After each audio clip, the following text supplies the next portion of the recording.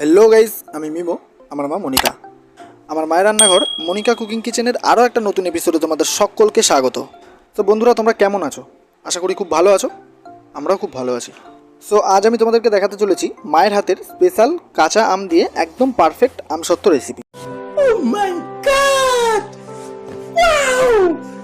সাধারণত সকলেরই খুব পছন্দের একটা খাবার হলো এই আমসত্ত্ব। যেমন আমারও খুব ভালো লাগে আমসত্ত্ব। বাট পাকা আমের আমসত্ত্ব আমি খেয়েছি, কাঁচা আমের আমসত্ত্ব আমি খাইনি।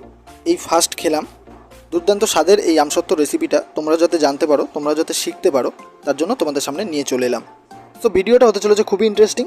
স্কিপ না করে পুরো ভিডিওটা দেখতে হবে, তাহলে তোমরা পুরোটা বুঝে যাবে। আর দেরি না করে আজই বাড়িতে তৈরি করে ফেলো কাঁচা আমের এই আমসত্ত্ব। সো কথা না বাড়িয়ে আমরা ভিডিওতে এগিয়ে যাবো। তবে তার আগে যারা আমাদের চ্যানেলে নতুন আছো তারা অবশ্যই চ্যানেলটাকে সাবস্ক্রাইব করে বেল বাটনে ক্লিক করে দাও, যাতে আমাদের আপডেট ভিডিওগুলোর নোটিফিকেশন তোমাদের কাছে আগে পৌঁছে যায়। আর অবশ্যই কমেন্টে জানাবে যে রেসিপিটা আর ভিডিওটা কেমন লাগলো। সো চলো ভিডিওটা শুরু করা যাক। কাঁচা আমের আমসত্ত্ব বানানোর জন্য সবার প্রথমেই আমরা 9টা মাঝারি সাইজের আম নিয়েছি। আচ্ছা, এখানে কোনো দাগি বা পচা আম নেই, যেহেতু আমরা একটাই মোটা প্রলেপের ওপর দিয়ে আমসত্ত্বটা করব, তাই একদমই ফ্রেশ আম নিয়েছি। তো সবার প্রথমে একে একে 9টা আমই ছুলে নেব। চেষ্টা করতে হবে যতটা পারা যায় আমগুলোকে ফ্রেশ করে ছুলে নেওয়ার।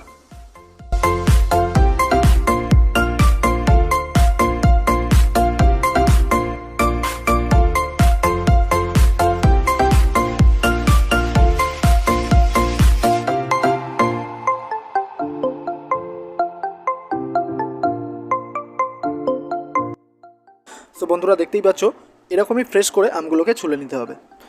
তোমরা একটু ভালো করে খেয়াল করলেই বুঝতে পারবে, একেবারে ওপরের ওই ছোট হলুদ আমটা বাদ দিয়ে বাদবাকি সবই কিন্তু একদমই কাঁচা শক্ত আম। সো এই আমগুলো দিয়েই কি করে একটা ভিন্ন অতুলনীয় স্বাদের আমসত্ত্ব বানানো যায় সেটাই তোমাদেরকে আজকে দেখাবো। সো এখান থেকে ফিরে যাওয়ার কথা একদমই ভেবো না, তাহলে কিন্তু মিস করে যাবে। পুরো ভিডিওটার সাথে থাকো, তাহলে অনেক কিছু বুঝতে পারবে, দেখতে পারবে, শিখতে পারবে। একটা পাত্রে জল নিয়ে নিয়েছি, আর ছুলে রাখা আমগুলোকে ওই একটা যে কোনো সাইজে কেটে নিয়েছি। কারণ এখানে কোন সাইজে আমটাকে কাটলাম সেটা কোনো ম্যাটার করে না।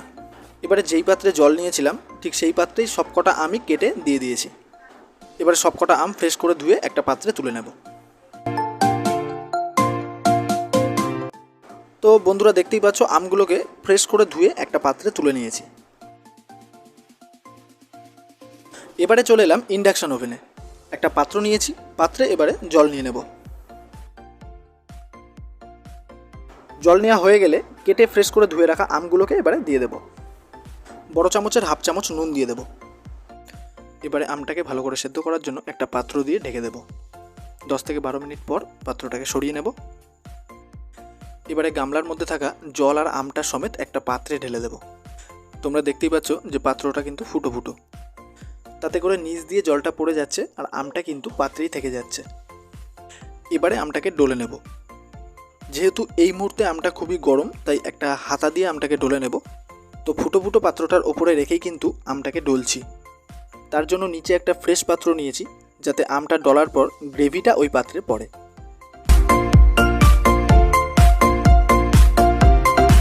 হাতা দিয়ে কিছু সময় আমটাকে ডলে নেওয়ার পর ঠিক এই পর্যায়ে এসছে। এবারে জল অ্যাড করব, তবে খেয়াল রাখতে হবে যাতে একদমই বেশি জল না হয়ে যায়। একদম সামান্য পরিমাণ জল ইউজ করতে হবে। এই জলটা দেওয়ার কারণ হলো আমের যে গাঢ় ভাব, সেই গাঢ় ভাবটা অনেকটা কেটে যাবে। আর সবথেকে বড় কথা হলো এটাই যে এখনও পর্যন্ত তো তোমরা দেখছো একদমই কোনো ঘষাঘষির ঝামেলা ছাড়াই তোমরা বাড়িতে খুবই কম সময়ে এই আমসত্ত্ব রেসিপিটা তৈরি করে ফেলতে পারবে। বাট যারা বলে আমটা শুরুতে ঘষে নিলে নাকি সহজ হয়, আমার মতে সেটা একদমই ভুল। আমি বেশি কিছু বলবো না, জাস্ট এটাই বলবো যে তোমরা এই পদ্ধতিতে বাড়িতে একবার আমসত্ত্বটা করে দেখো, তাহলে তোমরা নিজেরাই বুঝতে পারবে যে কোনটা সহজ আর কোনটা কঠিন। একদমই বেশি সময় লাগবে না, চটজলদি দোকানের মতো দেখতে এই সুস্বাদু আমসত্ত্বটা তোমরা বাড়িতে তৈরি করে ফেলতে পারবে। সো আমটাকে একদমই ভালো করে ডলে নেওয়ার পর ফ্রেশ যে গ্রেভিটা সেটা কিন্তু এই পাত্রে রয়েছে, বাকি অংশটা ওই পাত্রতে রয়েছে, ফুটো ফুটো পাত্রটাতে, সেটার থেকে আর কিছু বেরোনোর নেই। সো বন্ধুরা দেখো, গ্রেভিটা একদমই ফ্রেশ। এই গ্রেভিটাতে না আছে কোনো আঁশ, না আছে অন্য কোনো কিছু, একদম ফ্রেশ এই গ্রেভিটা। এবারে গ্রেভি সমেত এই পাত্রটাকে ওভেনে বসিয়ে দেব। এবারে ওভেনটাকে লো টু মিডিয়াম ফ্লেমে রেখে, মানে হালকা আঁচে রেখে 15 মিনিট ধরে জ্বালিয়ে নেব। বড় চামচের হাফ চামচ নুন দিয়ে দেব। পরিমাণ মতো জলে আগে থেকেই গুলিয়ে রাখা হলুদটা এবারে গ্রেভিতে দিয়ে দেব। এবারে ভালো করে নাড়িয়ে হলুদের গোলার সাথে গ্রেভিটাকে মিশিয়ে নেব। এখনও কিন্তু পুরোপুরি গোলায়নি, মাত্র শুরু করেছি, তাতেই কিন্তু কালারটা একদমই চেঞ্জ হয়ে গেছে, তোমরা দেখতেই পাচ্ছ বন্ধুরা। সো পুরোপুরি গোলানোর পর কালারটা কিন্তু ঠিক এই পর্যায়ে আসবে। এবারে পরিমাণ মতো চিনি অ্যাড করব। 200 গ্রাম মতো চিনি আমরা এখানে অ্যাড করেছি। চাইলে এখানে আরও বেশি চিনি আমরা ইউজ করতে পারতাম, বাট করিনি। ভিডিওর সাথে থাকো তাহলে বুঝতে পারবে। সো তোমরা তোমাদের পরিমাণ মতো চিনি অ্যাড করতে পারো। তোমরা যদি মনে করো আরও বেশি মিষ্টি খাবে তো আরও বেশি মিষ্টি দিতে পারো। এবারে চিনির সাথে গ্রেভিটাকে ভালো করে মিশিয়ে নেব আর জ্বালিয়ে নেব। সো আমাদের গ্রেভিটা জ্বালিয়ে নেওয়া কমপ্লিট হয়ে গেছে। প্রায় 15 মিনিট ধরে গ্রেভিটাকে জ্বালিয়ে নিয়েছি। এবারে 3টে পাত্র নিয়েছি, মানে 3টে থালা নিয়েছি, 2টো মাঝারি সাইজের আর একটা ছোট সাইজের। 3টে থালাতেই সামান্য পরিমাণ করে সর্ষের তেল নিয়ে ভালো করে মাখিয়ে নিয়েছি, যাতে আমসত্ত্বটা শুকানোর পর চট করে উঠে যায়, যাতে থালার সাথে লেগে না থাকে।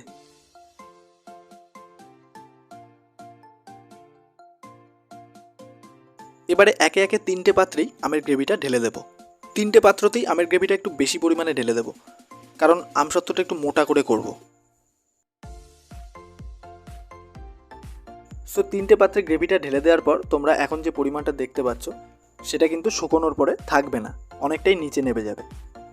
আর সবথেকে বড় কথা, এই প্রলেপটা শুকানোর পর এর ওপরে কিন্তু আর কোনো প্রলেপ দেব না, তার জন্য এই প্রলেপটাই একটু বেশি মোটা করে দিয়েছি। সো কিছুদিনের মধ্যে আমি তোমাদের সামনে পাকা আমের আমসত্ত্ব নিয়ে আসতে চলেছি। তার জন্য চটপট করে এখনই চ্যানেলটাকে সাবস্ক্রাইব করে রাখো, যাতে প্রত্যেকটা ভিডিওর নোটিফিকেশান তোমাদের কাছে আগে পৌঁছে যায়। এবারে 3টে আমের থালা নিয়ে চলে যাচ্ছি ছাদে। চলে এসেছি ছাদে। এবারে 3টে আমের থালাকেই একদম বেস্ট পজিশনে রোদে দিয়ে দেবো, যেখানটাতে খুব রোদ পড়ে। যদিও এটা একদিনের রোদে হবে না, আরও একদিন রোদে দিতে হবে।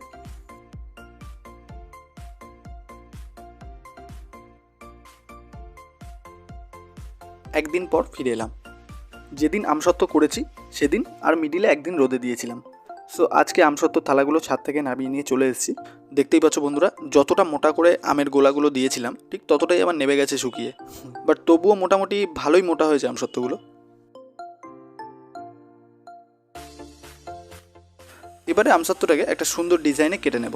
তো দেখতেই পাচ্ছ বন্ধুরা, মা আমসত্ত্বটাকে একদমই হাতে তুলে নিয়েছে, অন্য একটা থালায় রেখে নিল যাতে কাটতে সুবিধা হয়। এই আমসত্ত্বটাকে মা বরফি আকারে কেটে নেবে। তো তোমরা দেখো।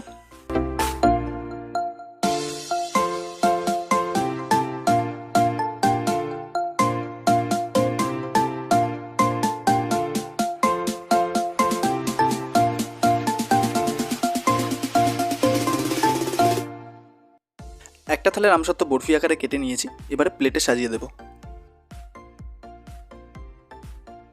এবারে বাদবাকি 2টো থালার আমসত্ত্ব রোল করে রুটির মতো বটে নেব। আশা করি তোমরা আমসত্ত্ব থেকে বুঝতেই পারছো, খুব একটা পাতলা কিন্তু হয়নি, ভালো মোটাই হয়েছে। সো আমসত্ত্বটাকে মা কী করে বটে নিচ্ছে সেটা তোমরা দেখে নাও।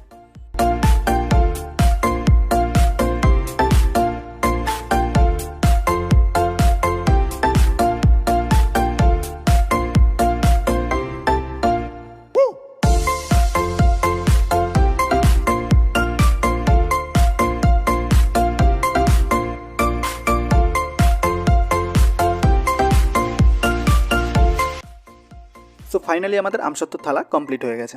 কিছু আমসত্ত্ব বরফির মতো করে কেটে নিয়েছি, আবার কিছু আমসত্ত্ব রোল করে রুটির মতো করে বটে নিয়েছি। এইভাবেই কিন্তু আমরা আমসত্ত্বর থালাটাকে সাজিয়েছি। আমসত্ত্বর থালাটা সাজানো কেমন হয়েছে সেটা অবশ্যই কমেন্টে জানাবে। আর রেসিপিটা কেমন লাগলো, ভিডিওটা কেমন লাগলো সেটা অবশ্যই কমেন্টে জানাবে। সো এই মুহূর্তে আমসত্ত্বটা খাওয়ার জন্য একদমই তৈরি। আমি তো অলরেডি খেয়েছি। আর টক টক মিষ্টি মিষ্টি এই অতুলনীয় স্বাদের আমসত্ত্বটা তোমরাও চটপট বাড়িতে বানিয়ে ফেলো, আর আমাকেও চটপট কমেন্টে জানাও যে কেমন লাগলো। সো যারা এখনও পর্যন্ত আমাদের ভিডিওতে রয়েছে তাদেরকে অসংখ্য ধন্যবাদ। আর যারা নতুন আছো তারা অবশ্যই চ্যানেলটাকে সাবস্ক্রাইব করে বেল বাটনে ক্লিক করে রাখো। Thank you for watching.